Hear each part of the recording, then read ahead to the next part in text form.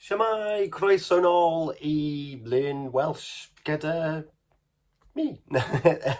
It's Tom and Purist Radio and Learn Cymraeg Pembrokeshire. And last week, well, the video got posted late, but you know what I mean. We were talking about very easy ways to say different bits and pieces. And it was dylwn it was I should that we were doing. And dylwn I should do these videos more consistently because they used to go up every Tuesday and now they're kind of all over the place.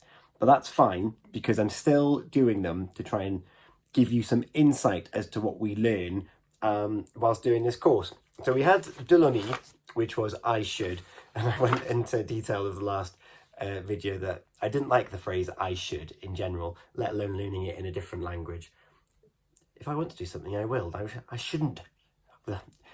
Going into off tangent, but we talked about so dylwn and also dyleti, dylai. I'm going to get the right page up just to remind you.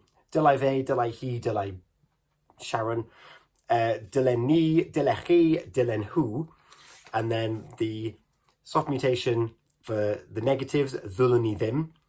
And also after dylwn you have a soft mutation as well. So if you're talking in the sentences, you've got dylwn so I should, dylwn olchi'r car, I should wash the car, as opposed to golchi'r car. And then you have the soft mutation at the beginning, ddylwn ddim, but the ddim gets rid of the soft mutation on the word. So dylwn ddim golchi'r car, I should not wash the car. And you've got the answers then dylwn, dylet, and na ddylwn, na ddylet, na ddylai. You have a soft mutation there on the negative as well. This week we looked very quickly at hoffwn and gallwn. It was only very quickly because it follows the exact same rules as dylwn. So dylwn is I should, hoffwn is I'd like, and gallwn is I could. And again, you have the soft mutation after it. So hoffwn olchi'r car, I'd like to wash the car. Hoffwn ddim golchi'r car, I wouldn't like to wash the car. Gallwn olchi'r car, I could wash the car. Allwn ddim, you have the soft mutation at the beginning, so there's no G. Allwn ddim golchi'r car. So that follows the exact same rules. So I'm going to spend most of the time of this video very quickly saying that you don't have to do the exams. And even if you did sign up to them, which if you go through Learn Cymraeg Pembrokeshire at the moment when I'm doing this, they're free. If you don't attend, it's £20. If you get to this stage where we're coming into the last term and you think, I'm not sure if I'm ready, which we all have those moments, there's no actual pressure to do the exams. It's not like in school where you purposely attend to sit exams. This is learning for almost the sake of learning and for that increase of understanding. You don't need to get the certificate in your hand. If you're comfortable with how you're learning, then don't put yourself through it.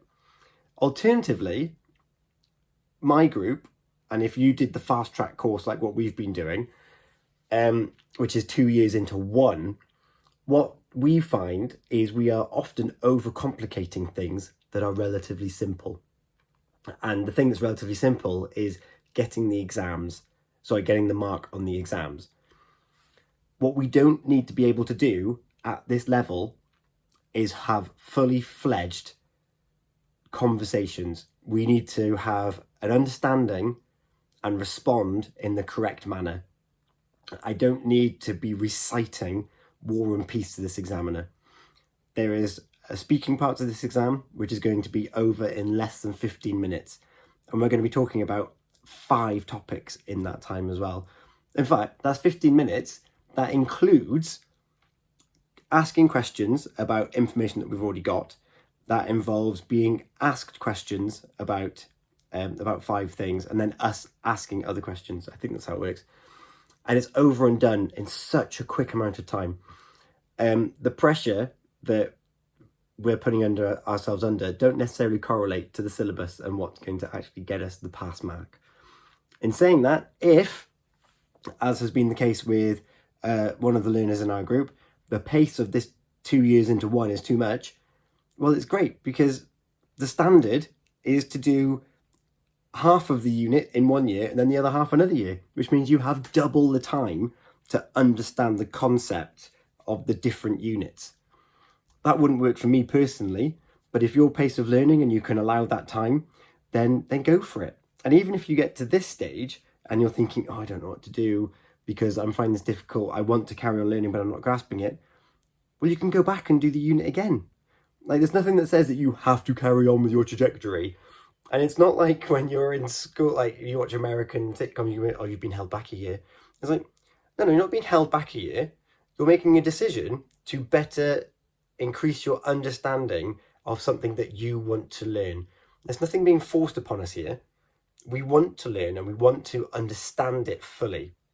So I'm going to take the time to make sure that I do understand to the extent that I feel confident and competent enough to progress to the next level.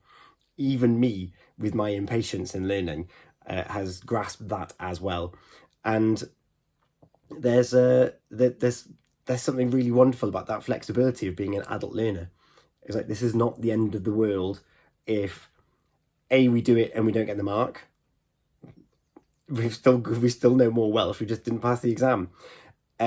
Or I don't want to do the exam and I'm going to resit one of the units. That's fine too. This is all our choice. And perhaps I should have prefaced all the videos with that as well. So there's no pressure. There's only enjoyment to be had and increased understanding of the Welsh language. And that's where I'm going to leave it today, actually, because the rest of what I would have talked about would have been the different exam things. There's listening, there's speaking, and there's writing to do. We only had speaking last year due to COVID. So it is going to be a different type of exam, but got nothing to lose. Like, you might as well do it and fail because it's not going to go anywhere, as opposed to not do it at all. And if you do it, you lost out on 20 quid. So you might as well try it.